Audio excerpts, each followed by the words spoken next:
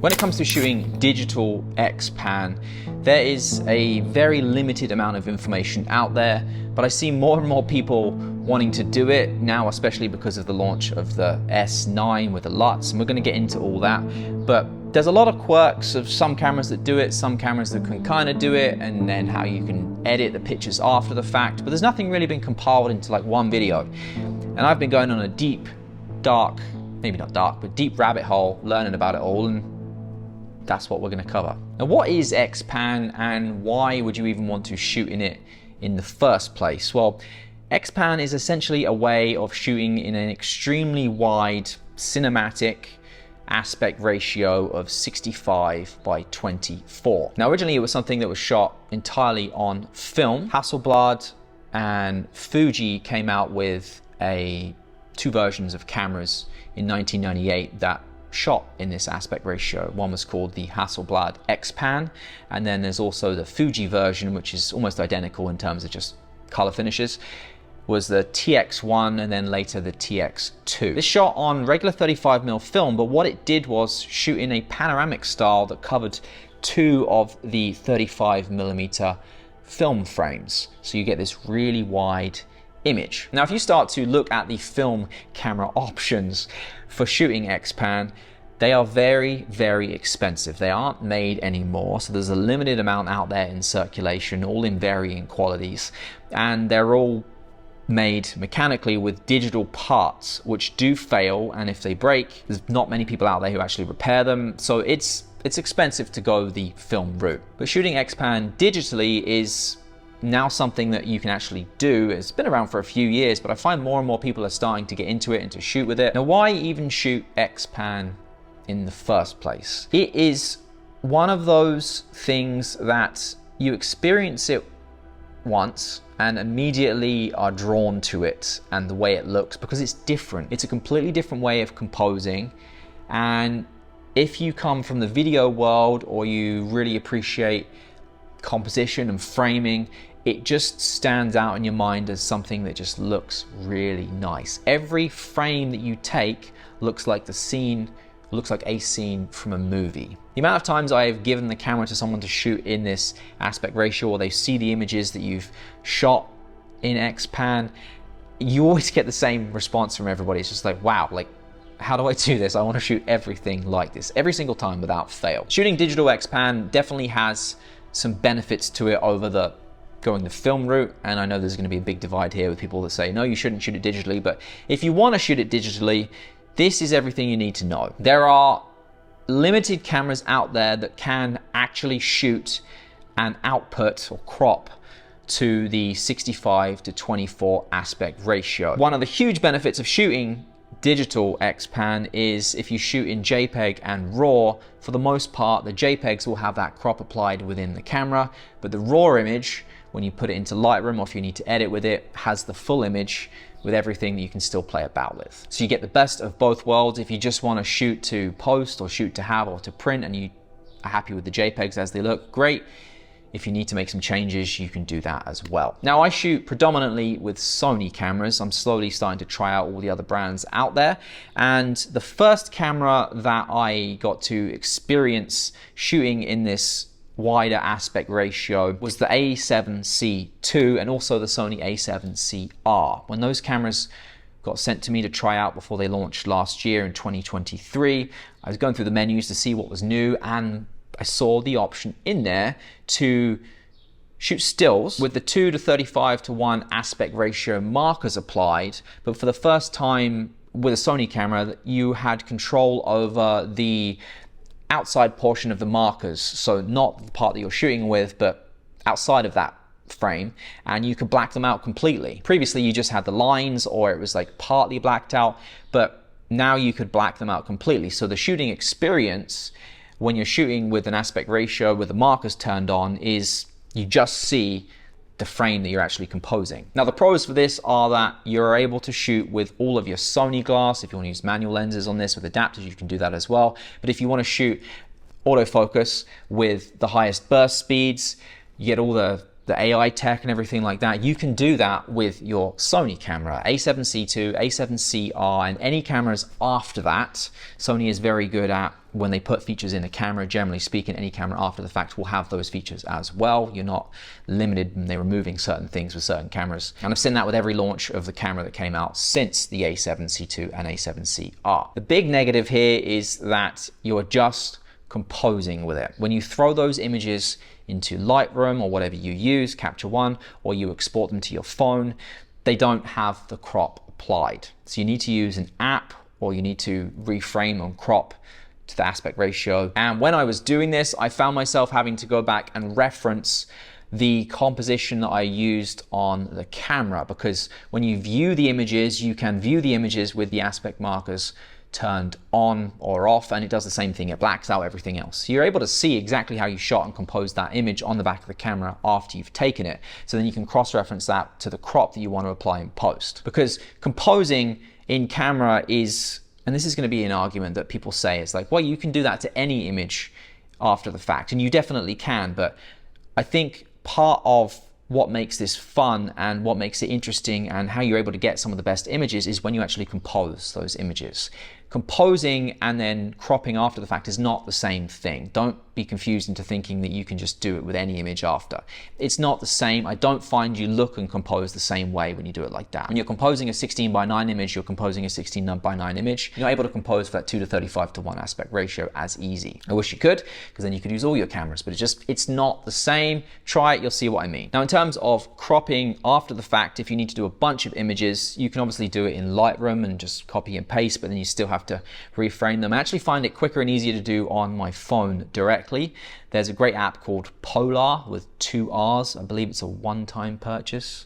Maybe it's a month. Actually, I think it's a monthly, but it's like $2.99 a month, and it's definitely worth it. Believe it or not, there is not a lot of apps out there that have that 2:35:1 aspect ratio that you're able to crop to. A lot have the default ones, the 1:1s, the 5:4s, whatever, but very few, and I had to try a lot to find that 2:35:1 aspect ratio, which is what the Polar app has. So that's the pros and the cons of shooting with Sony A7C2, A7CR and onwards. I really want Sony to add that feature to just shoot in that format moving forwards, as well as adding LUTs. Whether we get that or not, I don't know, but it's a huge ask from me. It might be a bit niche, but please, Sony. Now, something you actually probably already have that you're able to shoot Xpan with is your iPhone. There's actually an app literally called 65x24. It's pretty basic. It is a one-time purchase. I can't remember the cost. It was not a lot. It might have been like $5. And you can play about with settings and film effects and whatever in there. And you can actually just compose on your camera, on your phone, and it composes in that 65x24 aspect ratio. So if you want a little taster of it, that's probably the cheapest way to go. Now, Panasonic Lumix cameras actually have 65x24 as a aspect ratio you can actually shoot in for stills. The S5, the S5IIX, which I have right here, has that as an option, and also the new S9, which would be the cheapest camera you can buy that shoots, or digitally shoots, in that Xpan aspect ratio. The negative with that camera being that it does not have an EVF, and I just find that for shooting this style, I tend to slow down, and I really enjoy the fact of having an EVF on there. The S9 doesn't have that, so that's something to watch out for. The other benefit with shooting with Panasonic cameras or Lumix cameras is that you're able to load your own LUTs onto these cameras. And with the S9 specifically, there's that new app that allows you to go on and make changes to the LUTs and then re-export them back to the camera quickly and easily. There's a LUT library.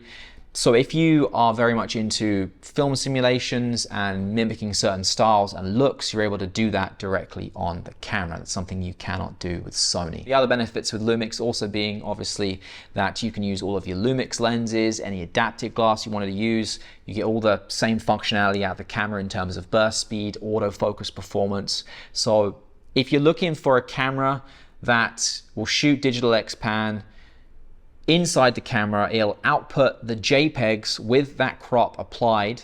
You can transfer them to your phone immediately with that crop applied, with the LUTs baked into those JPEG images. But then if you want the RAWs as well, you can do that. If you shoot JPEG and RAW, you can even set it up so that your JPEGs go onto one card slot and your RAWs go onto the other card slot.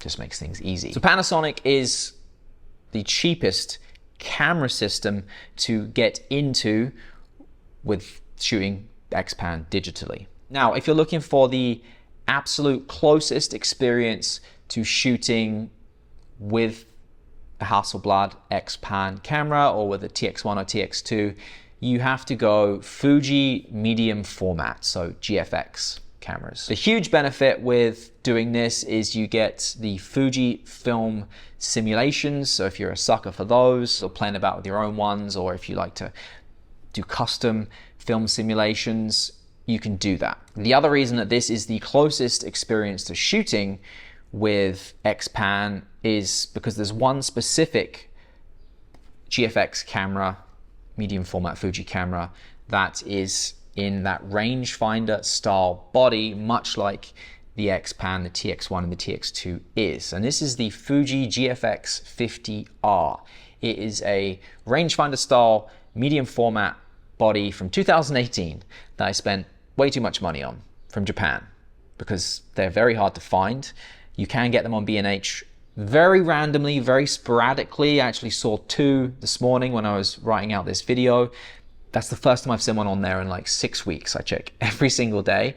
So I'll put links to those below if they're still available, but I doubt it by the time this video is posted. But this is going to get you the best experience to shooting Xpan like it would be on film. And you might be looking at this wondering, well, that looks kind of like an X100VI, and it honestly is. It's just like its much bigger brother. Let's find that camera. So this is the X100VI. It is honestly its bigger brother. Even just looking at the top there, both that rangefinder style body, big difference in size and weight between these two. And this doesn't have that in. If this had that aspect ratio in, for me, like this would just be then the perfect camera. Because I have this now, I find myself not really using this as much, but I just can't sell it because I have some form of an attachment to this. I just like it. Now, when I was waiting for this to arrive from Japan, I watched every single video I could find about it. And a lot of people said that it was a slow camera, which I expected. It's from 2018. But to be honest with you, when you compare it in terms of the menus and shooting to the X100VI, like you'll see here, it really is not. And it's amazing how fast this does feel, considering it's a camera from 2018. This even connects flawlessly to the Fuji app to transfer the JPEGs. Like I haven't had a reason to actually put the memory card from this in my computer and download the photos. I can just do it to my phone, the full size JPEG, or downsize them if you want them to do that. So I'm extremely happy with this as a purchase. And if you're looking for the closest experience, this is the one you're gonna have to get.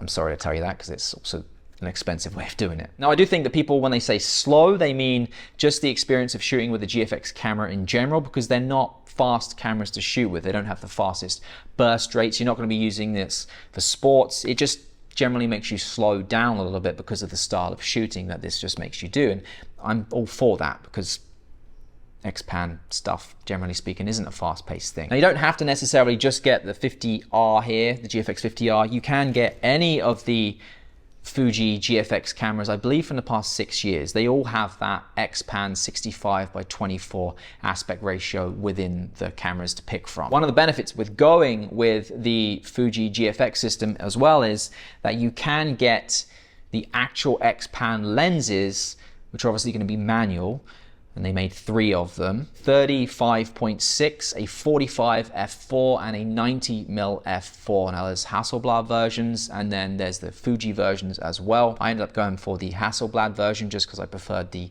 look and the color of it, but they are expensive. But if you're looking for the closest experience to shooting Xpan but digitally, the 50R here with this adapter, the Xpan GFX adapter, and then one of the Xpan lenses. Now, if you're shooting full frame, the equivalent field of view for using these Xpan lenses would be the 30mm is going to get you a 17mm equivalent, the 45 is a 25mm equivalent, and the 90 is a 50mm equivalent. Generally speaking, wider focal lengths are going to be better because you might be shooting more landscapes or architecture, big wide panoramic style shots. But I find I was shooting behind the scenes on a film production that we shot, and I really liked the look for that as well. So having people in there, some portraits, like it's just a really nice look to maybe go in a little bit tighter, like 50mm. I like that. It doesn't necessarily always have to be that wide look. So know that when it comes to picking the lenses that you want to shoot with. And if you